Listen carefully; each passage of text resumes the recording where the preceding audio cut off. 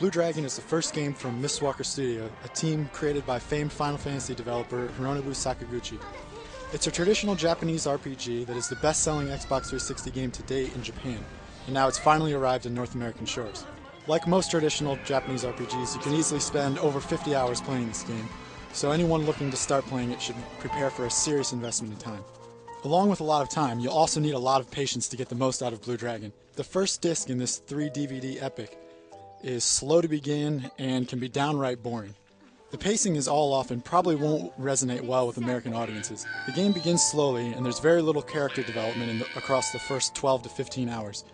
Additionally, it's linear and there's no side quests to speak of. This is a huge hump that a lot of people are probably going to have a lot of difficulty getting over, but the game does get better with time. The story, characters, and dialogue all feel like a blast from the past.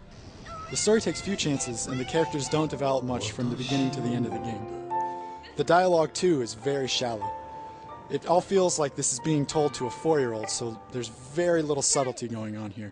In fact, the only thing that will keep you interested during the story sequences are the well-done full-motion video, which, incidentally, are the reason that this game actually spans across 3 DVDs.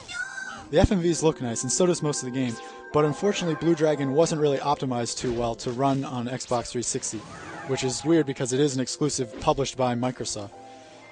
You'll notice a lot of slowdown in the game, there's a lot of screen tearing when any of the magical effects go off, and overall it just seems like the extra bit of polish just wasn't put there. Then there's the boss music. Despite having 3 discs of DVD space, there's just one song that plays across almost every single boss battle you fight on, and it gets more and more annoying every time you hear it. But it's not all bad with Blue Dragon. Despite the game starting off slow, it does get better the more time you invest in it. By the end of the game, there's a lot of high-level content that's interesting, a lot of side quests for you to go exploring on, and by the time you get your Metcat, which is Blue Dragon's form of an airship, there's a lot to see and do, and it really makes the whole experience much more enjoyable than it was before.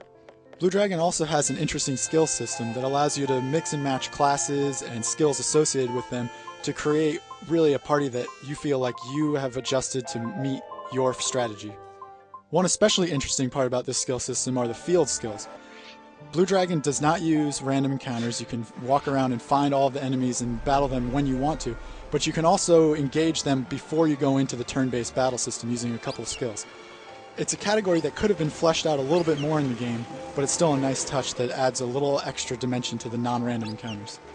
Another well-done part of Blue Dragon is the voice acting, which you can listen to in French, English, or the original Japanese.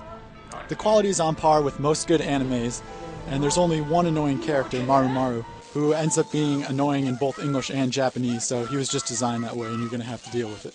The combat is standard as far as turn-based RPGs go. In fact, it's even pretty simplistic. Any planning or strategy you do will go into the skill system that happens outside of a battle. Once you're in a fight, there's only a few options for attacking or casting spells. You pretty much just hit a button and then watch your shadow do the attack for you. The spell effects and animations are pretty standard too.